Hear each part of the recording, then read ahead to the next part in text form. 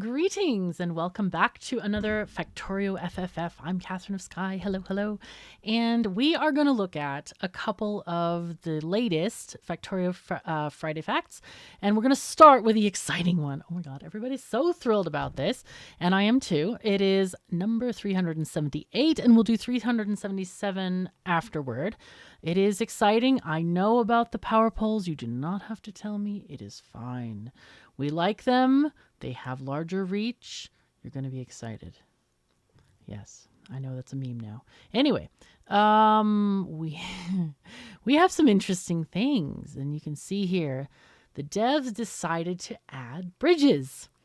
And I actually don't know how to feel about this, because I kind of feel like it's that question of, well, why don't we add Bob's adjustable inserters to the game, like as vanilla?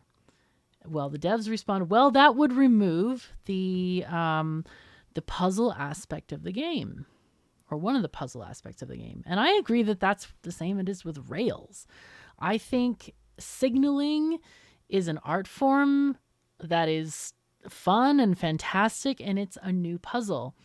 So when you add the rails, even though they look awesome, I love the way they look, they do actually remove that puzzle part of the game.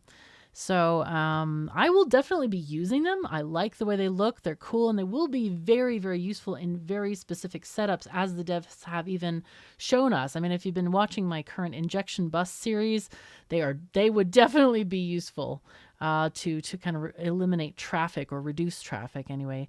But yeah, I don't know. I don't really like the idea of having the bridges, because look at the grade.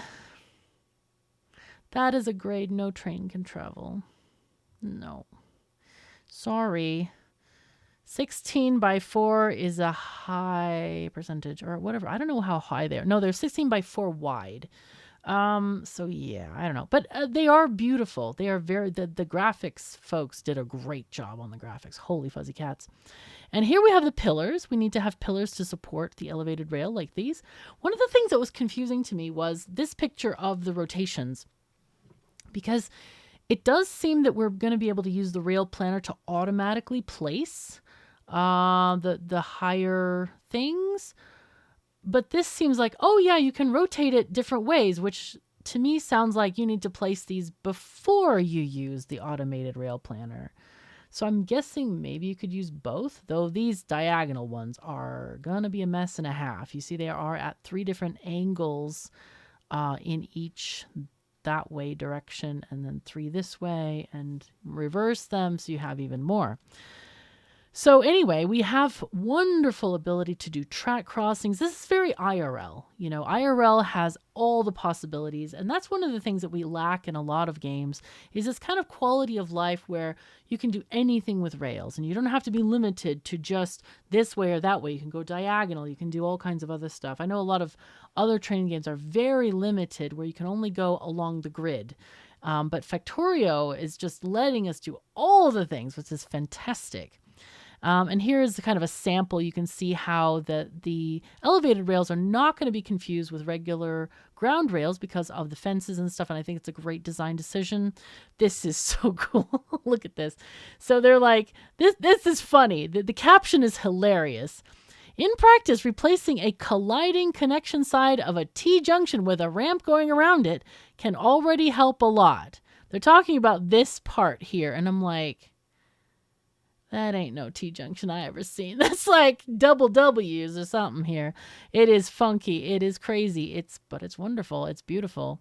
I am glad that they made these the pieces really long, so you can't just like go up 45-degree angle, but it still feels quite not very realistic to me. I feel like it should be at least double the length, if not triple, to kind of like make people like really think about where you put these things.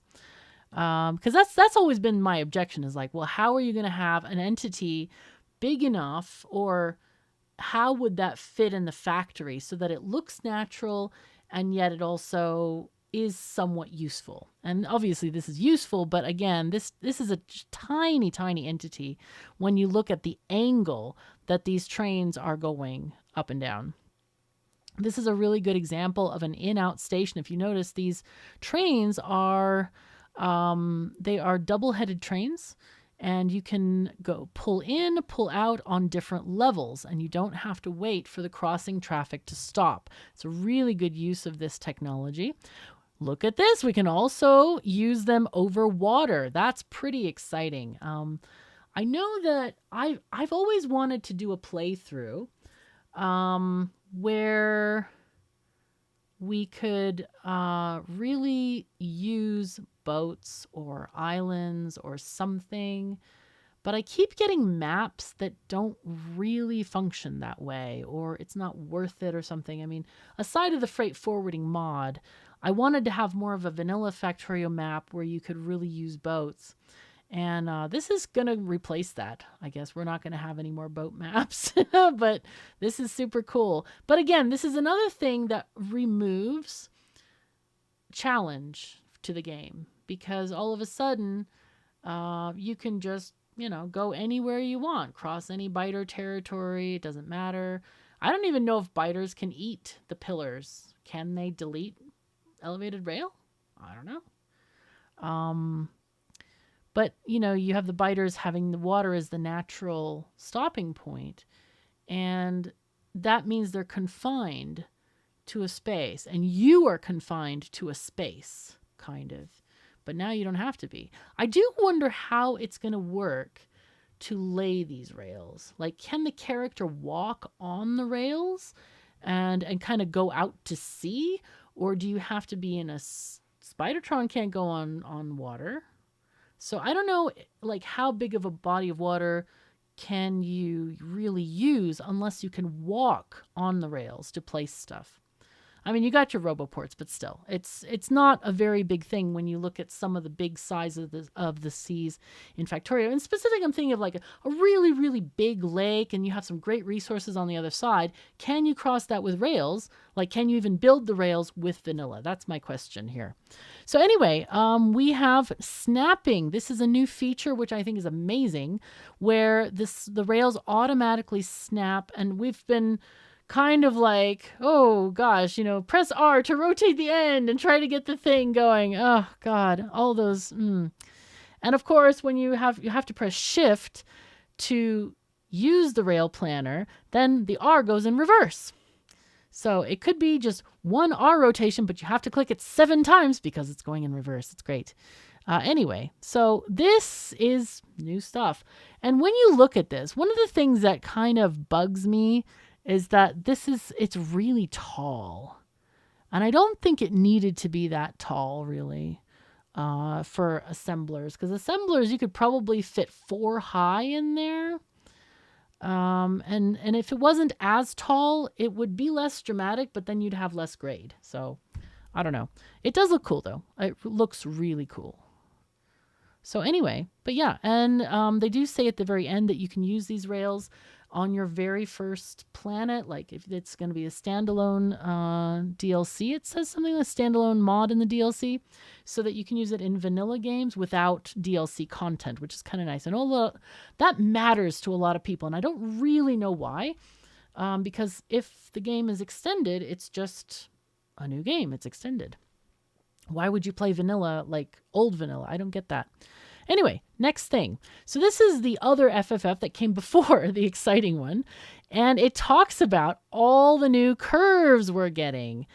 So we are actually going to have the curves denoted by the red lines. And this was always a problem when you're making like shunting yards or stuff. You'd always have like a few missed spaces because you don't have the right angle or whatever.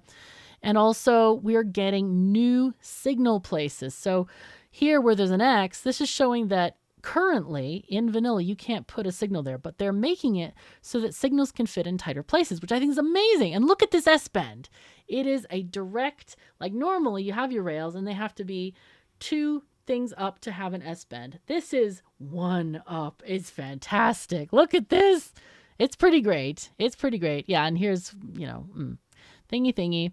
And they have changed a bit of the diagonal rails, they were saying. There's a lot of information here that's definitely worth reading, but I'm just going to kind of show you how, what's coming, what is coming. And here's all of the new, like, explosion of rails here. That's quite funny. But yeah, look at these angles. These are great. This is fantastic.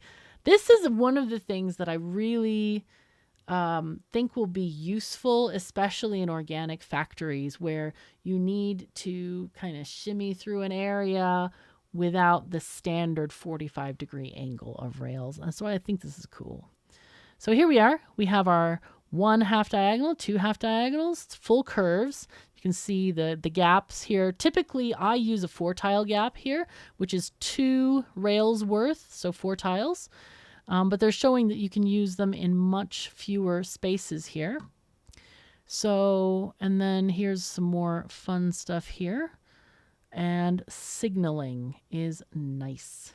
And of course, they have said that in the bridges that we just went over, you can use all of these curves with those as well. And here is the celebrated news. Oh my God. Yeah. So power poles now cover an entire chunk. Congratulations, everyone who needs that. I'm like, has no one thought of using 2 power poles before? Help. Like, come on. 2 power poles is fine.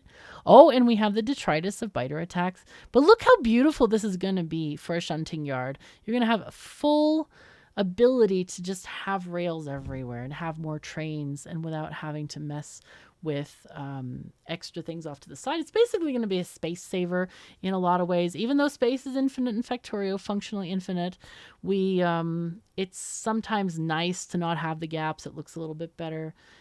So anyway, I hope you have been excited by this. I'm just like, wow. So I do have the grade is wrong. The grade, no train can take that grade. Help. But at the same time, I'm like, oh, that is pretty. So thank you, devs, for another awesome set of FFFs. Really looking forward to the bridgies, and I hope this is going to give people a new lease on looking for artistic train line craziness.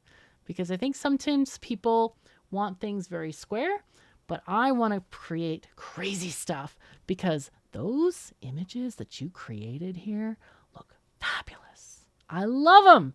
They are nuts, and they are going to be super fun to play with. This is just like, what is this? What is this? Who built this factory? I want to meet them.